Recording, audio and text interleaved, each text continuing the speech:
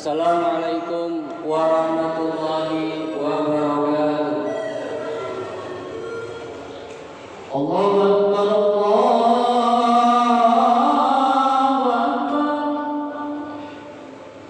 Allahu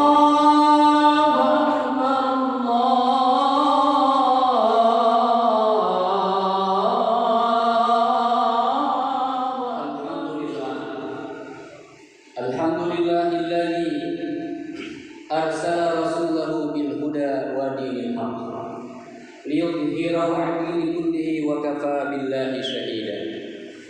Asyhadu an la ilaha illallah wahdahu la syarika lah wa asyhadu anna Muhammadan 'abduhu wa rasuluhu la nabiyya ba'dahu. Allahumma shalli 'ala sayyidina wa habibina wa syafi'ina wa maulana Muhammadin al-fatih lima ughliqa wal khatim lima sabaq nasil haqqi bil haqqi wal hadi ila siratikal mustaqim wa ala alihi wa ashabihi wa miqdarihi al-'azim. Fa ya ibadallah usini wa iyyakum bi taqwallahi wa ta'atihi la'allakum tuflihun. Haitsu qala Allah ta'ala fil Qur'anil 'azim. A'udzu billahi minasy syaithanir rajim. Ya ayyuhalladzina amanu taqullah. Ya ayyuhalladzina amanu taqullaha haqqa tuqatih wa la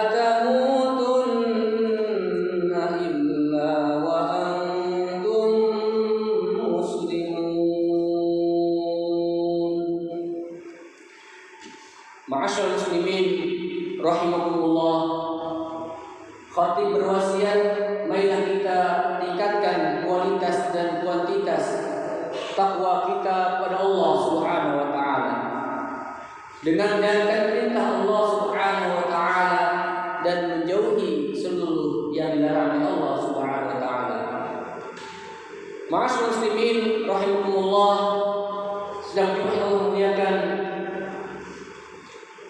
kalau kita memperhatikan di media massa dalam bulan ini yang begitu gencar, begitu masif tentang sebuah berita peristiwa pembunuhan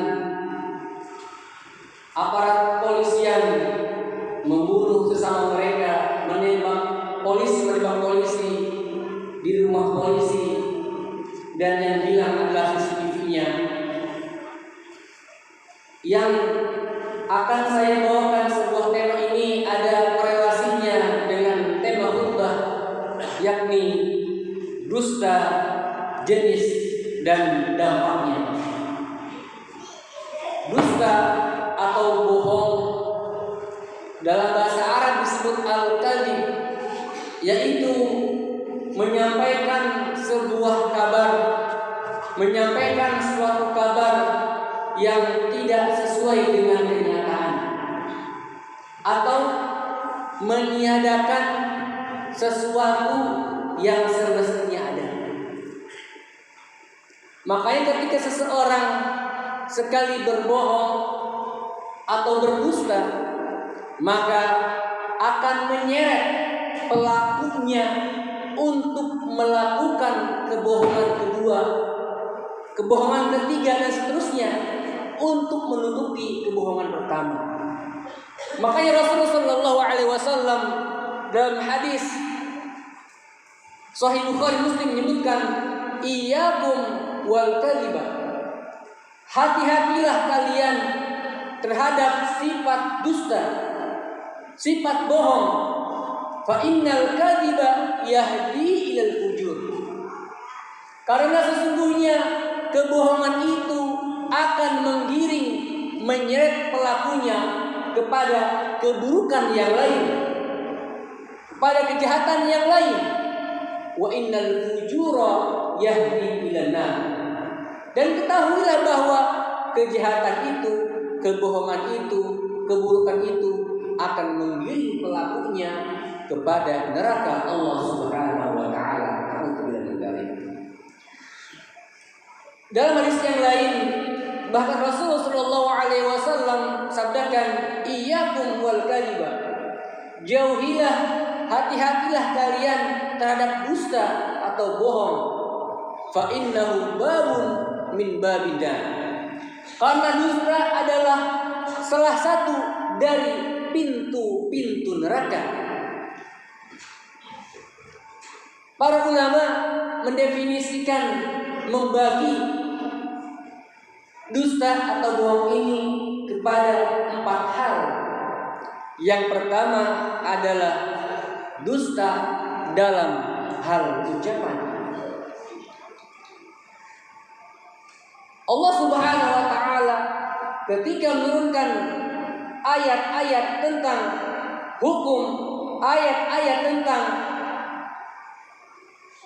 ayat yang diturunkan di Madinah, ayat yang Madani menyebutkan dalam surah Al-Baqarah ayat 8, wa minan nasi may yaqulu amanna billahi wa bil yaumil akhir. Di antara manusia ada yang mengklaim, yang menyatakan dirinya beriman pada Allah Subhanahu wa taala dan hari akhir, wa ma hum mu'minin, padahal mereka sekali-kali bukanlah termasuk orang-orang yang beriman. Sifat dusta ini adalah salah satu ciri dari sifat orang nifaq, orang munafik. Idza hadatsa kadzdzaba. Ketika dia berbicara, maka dia mudah untuk berbohong. Itu bahaya dan pembagian pertama dari dusta yang pertama. Dusta dalam hal bicara. Yang kedua adalah dusta dalam hal janji. Baik janji kepada Allah Subhanahu wa taala ataupun janji kepada sesama manusia. Janji kepada Allah Subhanahu wa taala biasanya dapat ditebus dengan sebuah kifarat nazarnya.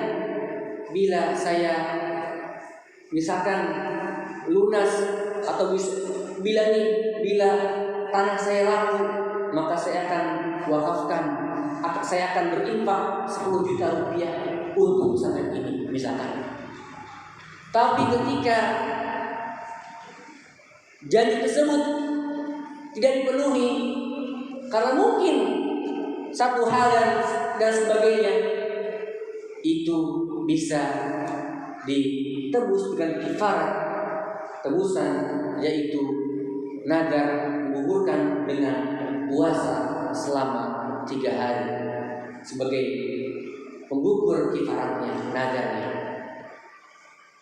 Ada juga seorang pejabat ketika disumpah dengan nama Allah Subhanahu wa taala, dengan kitab suci Al-Qur'an, baik dia sebagai pejabat level atas, presiden, menteri, gubernur, bupati, anggota dewan, camat, kepala desa, bahkan RT RW, disumpah dengan lafaz Bismillahirrahmanirrahim.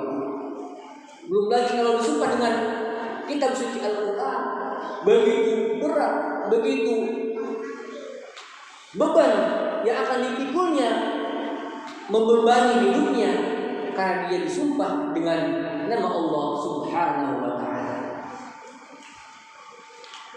Atau ketika kita berjanji kepada orang lain namun kita lalai atau melumpuhkan yang tersebut pada orang tersebut, maka hal itu adalah salah satu dari dosa yang kita lakukan.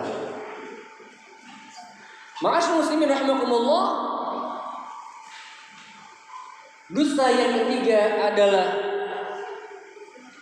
dusta dalam hal persaksian. Ini banyak sekali dalam hal-hal ketika terjadi perselisihan, persengketaan, baik dalam lingkup kecil hingga sampai ke pengadilan. Disebut saksi palsu, yang semestinya kita sebagai saksi yang bisa meringankan pelaku karena mungkin kita benci, tidak suka, yang semestinya pelaku bebas tapi jadi terponis. Dan sebaliknya, yang terlapor atau yang melapor yang mestinya terponis bahkan dia bebas, itulah saksi palsu. Makanya Allah Subhanahu wa taala wanti-wantikan dalam surah An-Nisa ayat 135, ya ayyuhalladzina amanu, wahai orang yang beriman, kunu qawwamina bil qisti, jadilah kamu penegak keadilan, syuhada'a lillah, menjadi saksi karena Allah, menjadi saksi atas nama Allah Subhanahu wa taala, walaupun menjadi saksi walau kana aba'ukum, walaupun kita bersaksi untuk ayah kita, orang tua kita, wabil walidaini, orang tua kita dan kerabat kita, maka sikap jujur adalah lebih baik, lebih utama di mata Allah Subhanahu wa taala. Dan yang keempat adalah pembagian dusta adalah dusta dalam hal tuduhan. Kita menuduh seorang tanpa bukti yang jelas, tanpa saksi yang nyata, menuduh seorang melakukan tindakan perilaku yang tidak terpuji. Makanya Imam Al-Ghazali dalam Ihya Ulumuddin menyebutkan, ketika seseorang mengklaim dirinya 4 hal tanpa dibarengi 4 hal berikutnya, dipastikan dia disebut seorang pembohong atau pendusta. Yang pertama, mengklaim, mengaku dirinya cinta surga, ingin masuk surga, tapi dia tidak melakukan amal kebaikan, maka pastikan dia seorang pendusta. Yang kedua, dia mengklaim dirinya mencintai Nabi, namun dia tidak mencintai ulama dan tidak sayang sama orang-orang miskin. Yang ketiga, ketika seseorang mengklaim dirinya takut masuk neraka, tapi tidak dibarengi dengan dia menjauhi perilaku dari kemaksiatan, maka pastikan dia seorang pendusta. Dan yang keempat adalah ketika dia mengklaim dirinya, mengaku dirinya beriman dan cinta pada Allah Subhanahu wa taala, namun dia tidak sabar ketika diberi ujian oleh Allah Subhanahu wa taala. Kisah tentang dusta bohong ini Allah Subhanahu wa taala gambarkan secara apik dalam surah Yusuf, surat ke-12, tentang kisah keluarga Yusuf alaihissalam, yang ketika itu Nabi Yakub alaihissalam memiliki 12 anak yang Bani Israel. Yusuf anak ke-11 dan Bunyamin anak ke-12, yang kedua-duanya sangat dan lebih diperhatikan oleh Yakub alaihissalam, dan kakak-kakaknya yang lain yang 10 itu merasa bahwa mereka sebagai anak yang tertua, anak tua yang tidak diperhatikan dan dipilih kasih oleh ayahnya itu Yakub alaihissalam. Mereka bersekongkol untuk melakukan perencanaan pembunuhan pada Yusuf alaihissalam. Dan disepakatilah Yusuf dibuang dalam sebuah sumur tua yang kering, dan mereka lucuti baju Yusuf, dan mereka datang mengadu kepada ayah mereka. Qalu ya abana inna dhahabna nastabiqu wa tarakna Yusufa 'inda mata'ina fa'aqalahu. Wahai ayah kami ketika akan berburu sebuah hutan. Kami berlomba berlari dalam kendaraan kami dan kami simpan, kami letakkan Yusuf yang masih kecil di barang-barang kami, dan tiba-tiba ada segerombolan serigala menerjang dan menerkam Yusuf. Kami tidak bisa menolong Yusuf sama sekali. Mohon maaf kami, wahai ayahku. Dan mereka memberikan baju Yusuf yang sudah dilumuri darah dari hewan buruan. Namun yang sangat mengherankan, ketika logika sehat, ketika seseorang diterkam, digigit oleh serigala, pasti bajunya robek, terkoyak. Namun baju yang diberikan kepada Yakub oleh anak-anak mereka yang penuh darah tidak sedikit pun robek dan terkoyak oleh terkaman serigala. Inilah yang membuat Yakub alaihissalam, Nabiullah, tidak percaya dengan anak-anak mereka.